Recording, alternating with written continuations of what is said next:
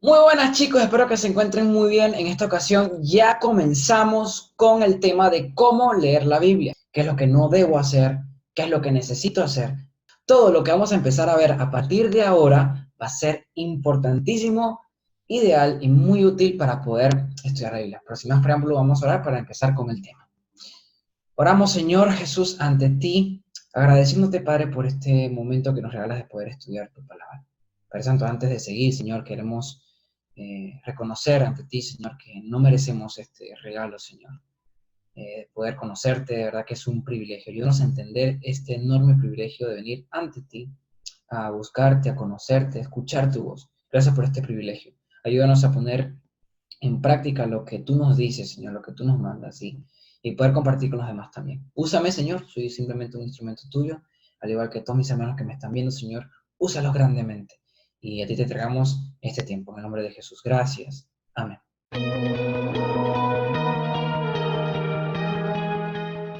Comenzamos, chicos, entonces, con el primer paso. Lo primero que debemos hacer, por supuesto, que después de habernos enterado de la importancia de la palabra de Dios, cómo es la palabra de Dios y qué es la palabra de Dios, después de haber estudiado los atributos de Dios, haber conocido cómo es Dios, pues tenemos que estar pilas y yo espero que realmente eso los haya activado, los haya animado mucho a conocer a nuestro verdadero Dios. Entonces, ¿qué debemos hacer? Número uno, hoy vamos a ver el paso número uno que es deshacernos de los preconceptos y los prejuicios. Antes de empezar, quiero dejarte dos pasajes para que lo busques ahorita mismo, ponga pausa al video y lo busques. Está en Deuteronomio 6, del 4 al 5, que Jesús luego más adelante cita cuando le preguntan cuál es el gran mandamiento y todo eso. Y también el segundo pasaje está en 2 Timoteo capítulo 3, versículo 14 al 17. Es uno de mis pasajes favoritos. Me encanta. Eso queda para ti, para que lo puedas investigar, puedas entender por qué es tan importante lo que vamos a empezar a ver, en caso te hayas perdido los videos anteriores, que por cierto, tienes que ver.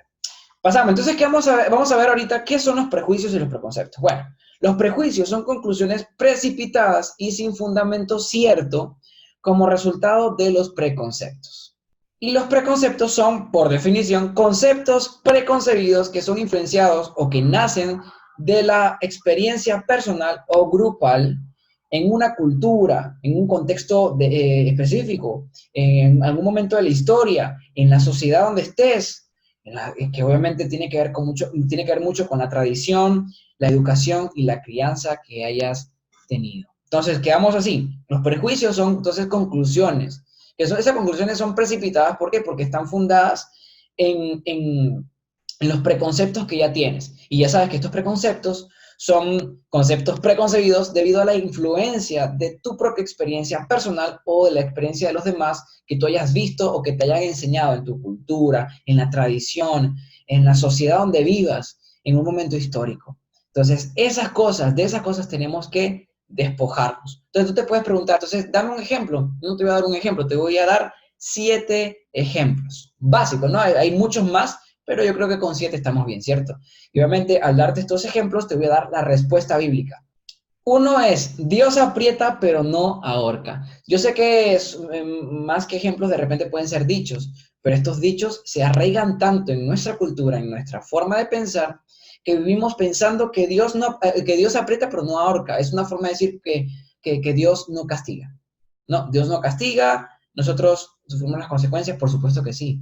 Pero ojo, mira lo que dice Hebreos 12, del 7 al 11. Dice que Dios, básicamente te voy a leer algunos pocos versículos, pero tú tienes que leerlos todos, ¿no? Te voy a leer algunos centrales, que dice que Dios disciplina al que ama y azota al que toma por hijo. Si Dios te ama, te aseguro, tienes que dar por hecho de que Dios te va a disciplinar porque te ama, Él quiere perfeccionarte, Él quiere disciplinarte porque Él quiere moldearte, quiere hacerte como Él. Y lo que pasa es que malinterpretamos lo que dijo una vez Santiago en capítulo 1, versículo 13, que habla de que Dios no tienta, ¿no? Dice, si alguno es tentado, no diga que es tentado de parte de Dios, porque Dios no tienta porque Él no puede ser tentado. Entonces, una cosa es que Dios no tiente a las personas, pero otra cosa es que Dios no castigue. Entonces ya hemos visto que la Biblia dice que Dios sí castiga. Hay un montón de pasajes más, pero te voy a dar algunos pocos nada más. Seguimos. 2. Dios ama a todos por igual. Esto ha sido una de las cosas que a mí más me chocó cuando me enteré que no era así.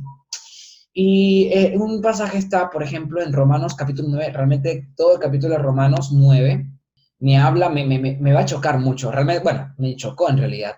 A ti, si tú eres de las personas que cree que Dios ama a todos por igual, bueno, cuando leas Romanos capítulo 9, te vas a dar bien duro porque narra la historia de Israel, cosa que puedes leer en el Antiguo Testamento, pero que lo resume Pablo en Romanos 9. Y te vas a dar cuenta que en Romanos 9:13 hay un ejemplo básico que dice: a Jacob amé, mas a Esaú aborrecí. Es como decir, a Jacob lo puse a un lado, no lo tomé en cuenta para mi propósito más grande, ¿no? Para formar la nación de Israel. En eso que no quiere decir que Dios odió a Esaú, no quiere decir eso. Simplemente Dios tiene un propósito específico para Jacob y lo amó. La Biblia lo dice claramente. Ahora, ¿quiénes somos nosotros para contender contra Dios? Nadie. Pregúntale a Nabucodonosor, lo que escribió en Daniel capítulo 6, si no me equivoco. Mismo Isaías lo dice, el mismo Pablo dice, ¿quién es el hombre? En ese mismo capítulo dice, ¿quién es el hombre para enfrentarse a Dios? Dice, ¿puede el barro decirle al alfarero, ¿por qué me has hecho así? Dios hace lo que Él quiere con lo que es suyo, porque tiene el derecho y porque es perfecto, Él es justo, Él es el único que puede hacerlo. Ahora, una diferencia está en que Dios ama al mundo, la Juan 3:16, el famoso Juan 3:16. De tal manera Dios amó al mundo que ta. Sí, Dios ama al mundo y ama a todos, puede ser, por supuesto. Dios dice que ama al mundo y amó al mundo. Lo dice su palabra, pero no dice que ama a todos por igual. Ya te di un ejemplo en Romanos 9:13. Y te estoy dando otro ejemplo, que sí, Dios ama, por supuesto que Dios ama a todo el mundo, por supuesto que sí, a su creación Dios ama a su creación, no la odia. Pero una cosa es amar a todos por igual y eso es mentira, no es así. Ahora, número 3, la Biblia es la palabra de Dios, pero también la palabra de Dios es la que dicen los apóstoles y los profetas. Uy, aquí ya nos metemos un poquito en el campo cristiano de otro sector, que cree que la Biblia es la palabra de Dios, la respetan y hablan mucho de la palabra de Dios, pero cuando habla un profeta, habla un apóstol, también esa es la palabra de Dios, aunque esté en contra de la palabra de Dios, o sea, de la Biblia. Y es ahí donde la ignorancia se nota más.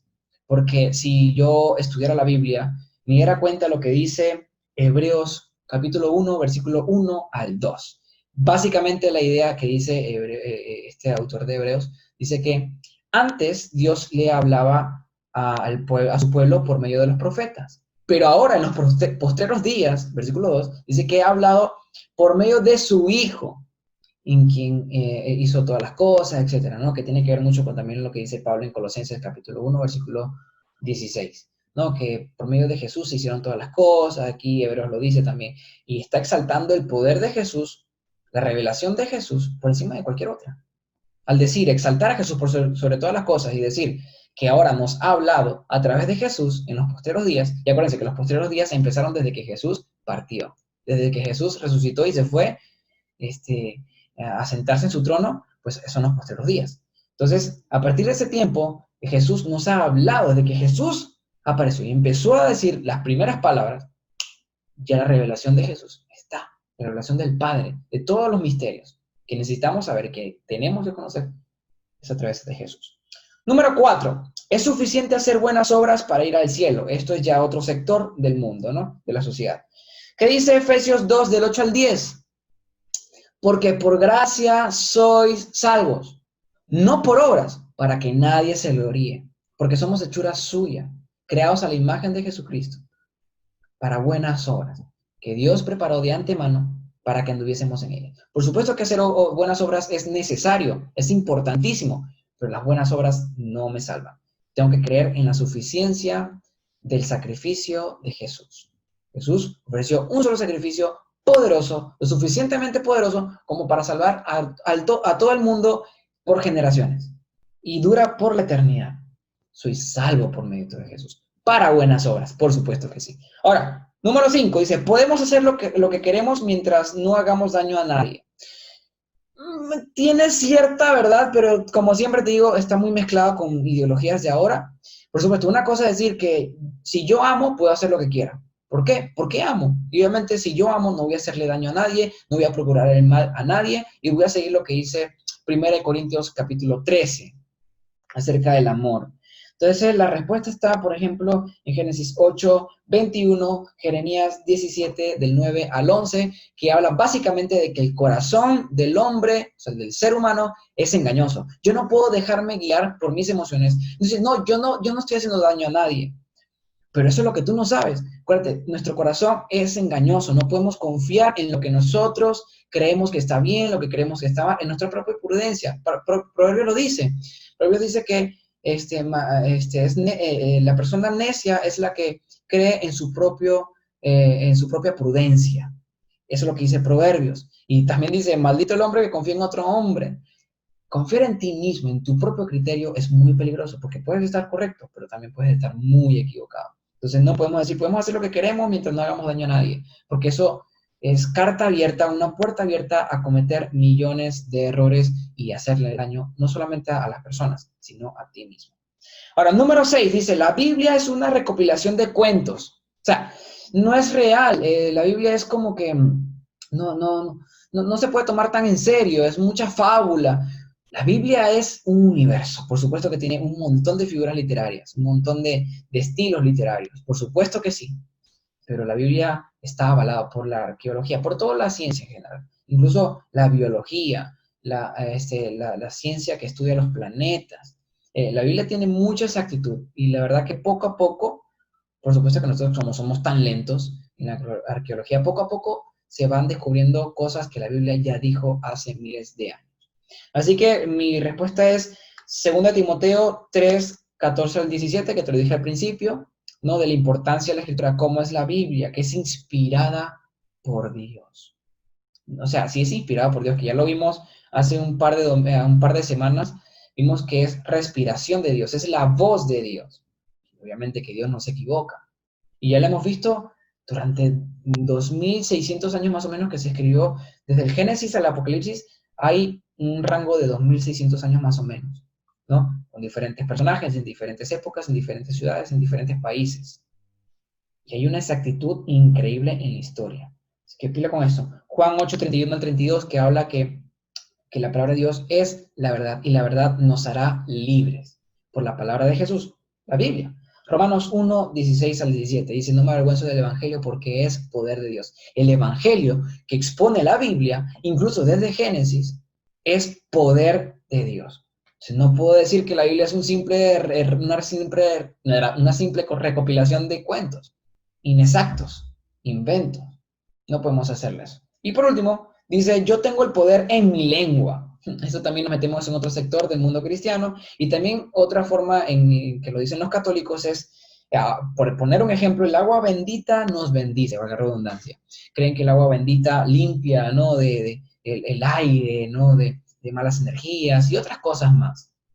Pero ¿qué dice la Biblia? Aquí hay un poquito más de pasaje. Dice Hebreos 4:12. Dice que la palabra de Dios es viva y eficaz, y más cortante que una espada de doble filo, que penetra y ta. ¿Ok? Entonces es la palabra de Dios. Aquí estamos exponiendo que no es que yo tengo poder en mi boca, en mi lengua, y no es que el agua bendita o los objetos de santos, que si el polvo de oro, que si un manto traído de Jerusalén, que si un poquito de agua del río de Jordán, que no, es la palabra de Dios. Hebreos 4:12, Isaías 55:11, que dice, la palabra que yo digo, que yo envío, hace lo que yo quiero que haga, dice Dios, y no regresa vacía. Santiago 4, versículo 13 al 15, Proverbios 16, 1 y 9, es increíble. Es la palabra de Dios la que tiene poder, no yo, ni ningún objeto bendecido por algún pastor, por algún obispo, por algún apóstol, no es eso. Eso nos puede llevar a la idolatría incluso. Incluso es como hechicería disfrazada de cristianismo, porque nombro que no, fue el manto que tocó Jesús, fue el agua que tomó Jesús, fue el río donde se bautizó Jesús. Por supuesto que eso es digno de recordar y de admirar, pero Tomar esas cosas como si fueran amuleto es terrible, no es sano. Así que primer paso es deshacernos de preconceptos y los prejuicios. Con eso te va a ayudar muchísimo a poder despojarte y abrir tu mente, limpiar tu mente de cualquier, así sea bueno el preconcepto que tengas, el prejuicio que tengas, así sea bueno, tienes que despojarte de todo y estar en mente en blanco y escudriñar, buscar. Aquí me dice tal palabra, pero parece no tener sentido, no entiendo. A mí me enseñaron que era esto, pero voy a buscar por mi propia cuenta. Puedes buscar un diccionario bíblico, por ejemplo, aquí yo tengo un diccionario bíblico que te puede ayudar un montón. La concordancia también es importante. Conocer el contexto, la historia detrás de ese pasaje. Por eso es que pocas personas son las que pueden entender. Entre todo el mundo, muy pocas personas son las que pueden entender lo que dice la Biblia, entienden la historia, la línea histórica de la Biblia y tienen el privilegio de poder exponer bien y correctamente la palabra de Dios. ¿Por qué? Porque toman tiempo y por eso es que se necesita esforzarse para tomar tiempo en leer la Biblia y escudriñar.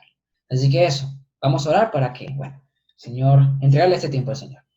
Padre, gracias porque tú nos sigues reconfortando en tu palabra, nos sigues animando, nos sigues exhortando, nos sigues guiando, Señor.